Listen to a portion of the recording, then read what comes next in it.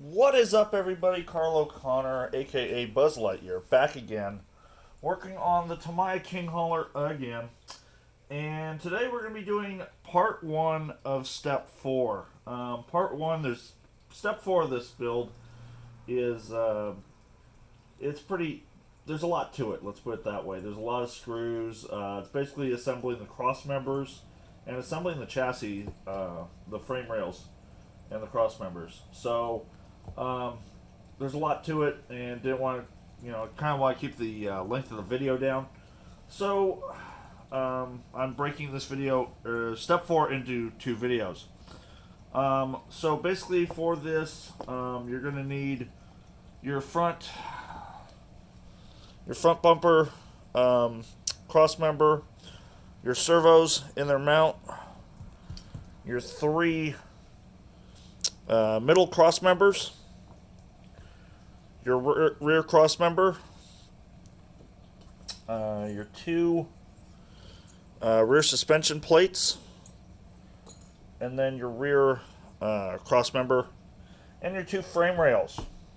Now, a few things to point out on these frame rails. They are lettered right and left. You can see right there, that one says L for the left. The other one says R for right. Now, that's important because if you put the wrong one on the wrong side and put things upside down and backwards, and it just won't go together right. So make sure you pay attention to that.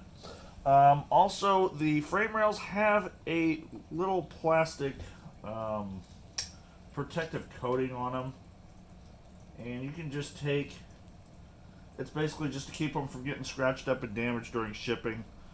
I gotta find a spot here to pull it off, but basically we're just gonna take that plastic and peel it off,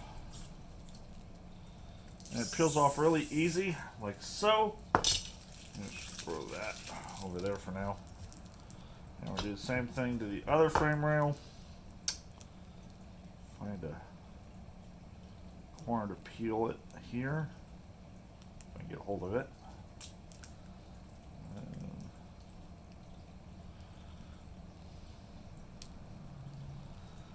Yeah, some didn't want to come off right there. Alright, there we go. And then just peel that off, and it reveals the actual painted frame rail. Alright, so what we're going to do, I want to start with let's start with the front cross member. And basically the front cross member, it goes into these two front holes right here. So basically we're going to take our front cross member, and it goes like so. And then we're going to put our front cross member like so. And then take one of our screws and start it. Now, it is important, make sure you guys get your, when you guys put the screws in, make sure they're going in straight and not in an angle, or else you're going to potentially break and crack the plastic of the cross member. Go ahead and start these by hand. Always wanted to start them by hand. I do have my Milwaukee power screwdriver just to kind of tighten everything up later. I wouldn't recommend using a power screwdriver at first, especially since a lot of power screwdrivers don't have a clutch on them. This one does, and I've got right now set all the way down to 1 because I don't know what it's going to do for the plastic, but we'll get to that later. So anyway, I've started the first 2 screws on that one, and I'm going to work one side at a time here. So basically I'm going to put all the cross members on one frame rail, and then we'll bolt everything to the other side. Alright, so now pay attention to how your servos go in. You want let's see here. This is the steering servo, which is this one that's facing in line with the servo. That one right there. You're going to want that on the driver's side on the left frame rail. And this one, you want to start your rear screw first because, and I'll show you here, the front hole is slotted, so you're going to use your rear screw right here as a locator, and then go ahead and you'll be able to find your front screw hole. So, like, get in the hole. In the hole. Alright, so that one's started. Looks like it's nice and straight. Alright, and then, yeah, none of the holes in the plastic are threaded already. So basically you're cutting your own threads with these screws. So you definitely do want to make sure that you get them started nice and straight.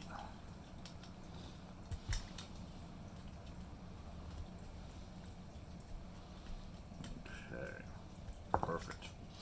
Alright, then we're going to start our rear cross members, or excuse me, our middle cross members, and pay attention to how the cross members go. On this one, you've got the webbing right here up top. If it'll focus a little better. You've got that webbing right there. This is going to go up. So this is going to go towards the top. Alright, so back here, we're going to set that cross member just like so. Go ahead and start a few more screws.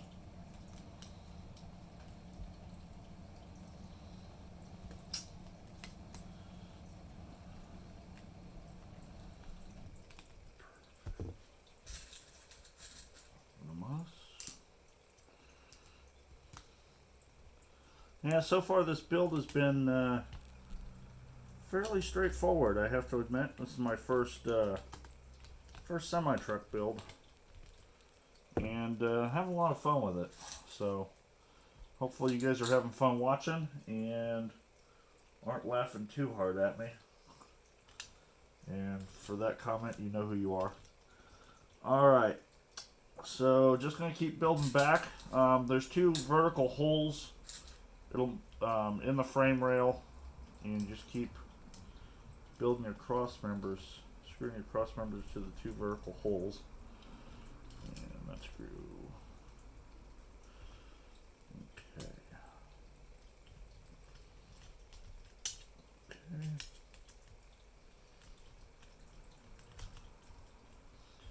Alright.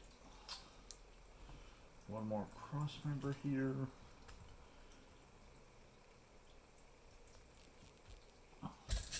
Like I said, I'm breaking this step up because there's just so many of these little screws to put in, tighten down, and everything.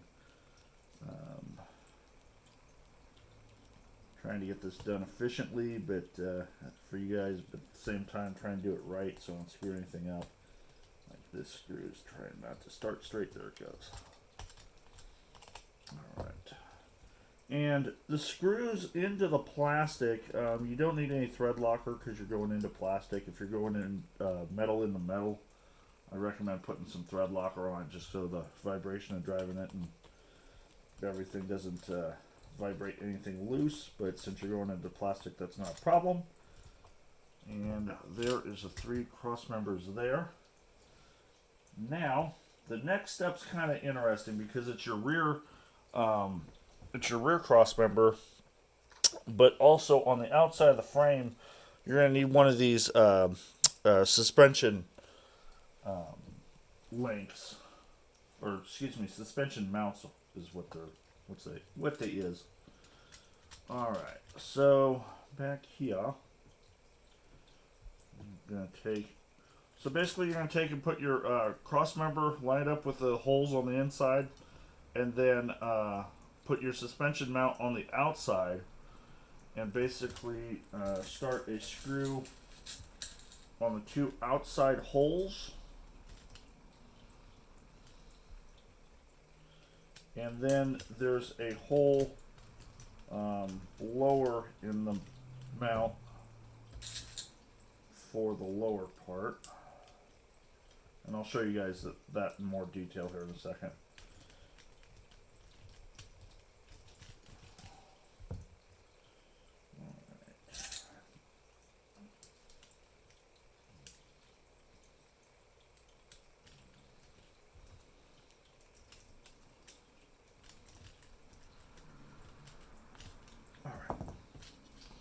So now I've got those started. I'll show you. So there's two. You leave that hole blank for now. You start the bottom one into the bottom of the cross member and then the two outer holes there. Alright. And then we just got to button up the back here. Perfect like that. And then on the rear cross member, I'll show you guys here in a second. But you want to start the top and the bottom screw on the cross member. There is a third screw hole, but you're not using it quite yet.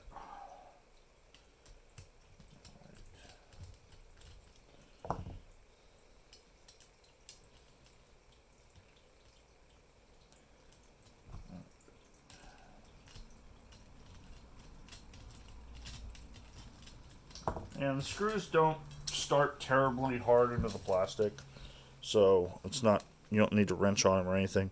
But on the rear and front cross member, same thing, top and bottom screw on the rear frame rail.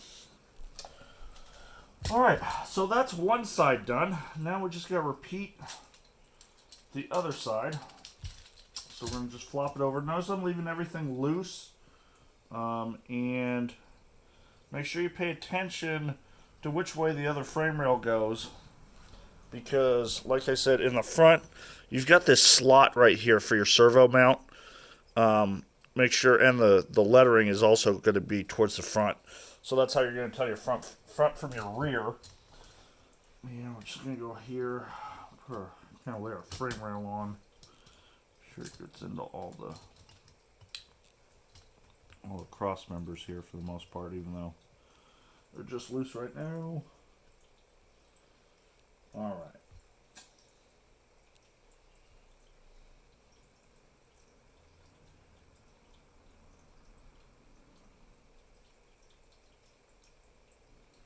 Yeah, oh, okay. I'm going to say I actually made a mistake here a minute ago. And, well, maybe I did, maybe I didn't. Alright, so on this front cross member, we only need to put in the top screw, because the bottom one uses a screw and has the front suspension mount. So here in a second, after I get everything bolted back up here, we're going to take another look at everything. Alright, so go ahead and put the screw in for our servo mount. Make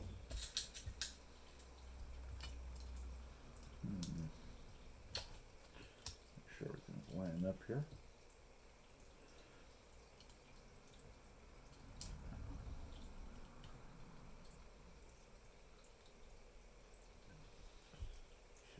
Like I said, you want to make sure all your screws are starting nice and straight. So far I haven't had any try to start too crooked yet, so I don't know if I'm just getting lucky or if everything's really well manufactured, and which definitely appears to be. This appears to be a very well manufactured kit. Everything seems to fit very, very well. So no complications or issues yet. So we're going to just keep going down and attaching our cross members here. And yep, yeah. There we go. Let's start straight. Like I said, guys, lots of screws in the step, so hoping I don't drop any right now. So otherwise, you guys get to sit here and watch me clean them up or find them. All right, start this one.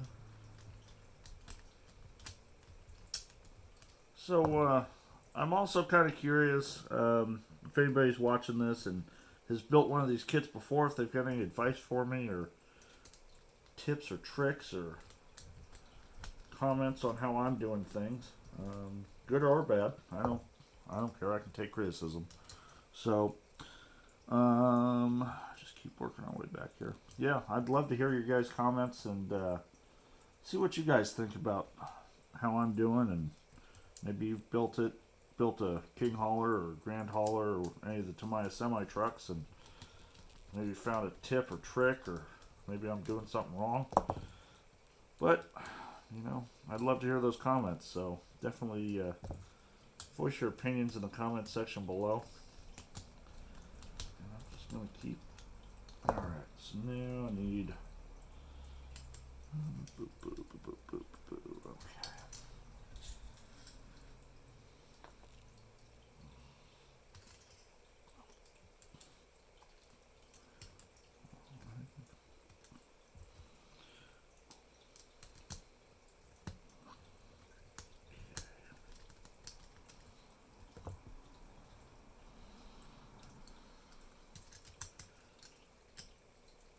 Now I did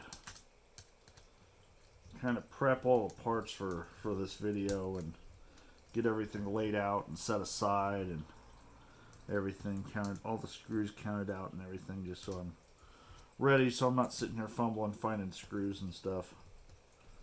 But so far this kit's been really easy to put together and really fun. So I'm gonna go ahead and button up my last cross member right here, and then tighten all my screws down.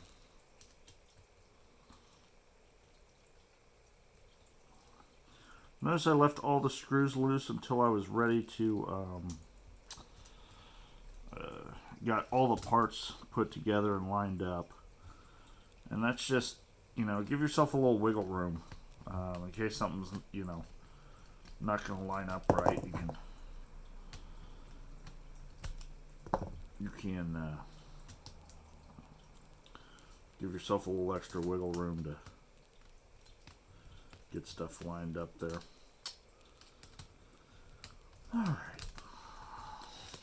Bam! Alright, so now our chassis cross members are all done. Just got to tighten everything up. For that, I'm actually going to use my Milwaukee screwdriver and see how this works. I don't know. Oh, perfect. Alright, so my Milwaukee's set all the way down to 1. It literally snugged it down, and then just the clutch kicked in. So this should be perfect. Oh, perfect.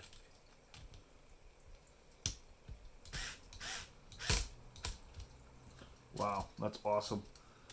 Really love this little Milwaukee screwdriver.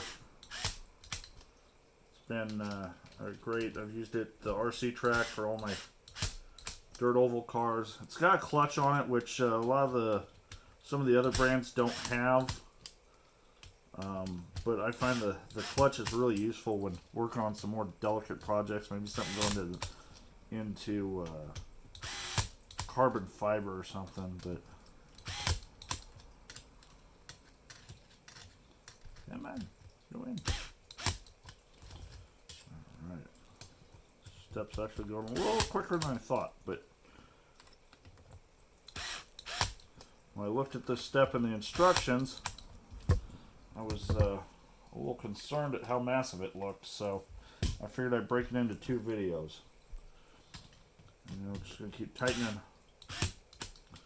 all of our screws down here. Yep, see on this side, I'd actually put in a screw that I didn't need yet. So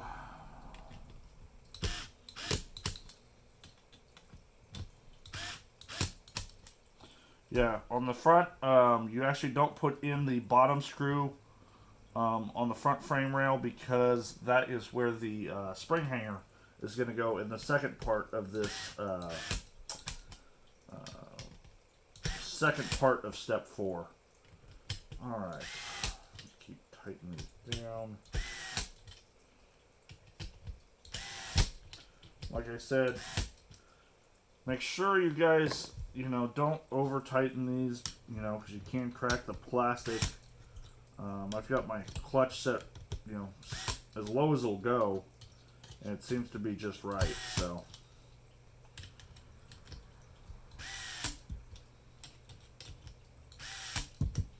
All right, and that's the last screw. And our chassis is together. Everything looks like it lined up right. Everything went together nice and smooth. Our servos are mounted up front. And yeah, we're doing good. This project's going together really smooth.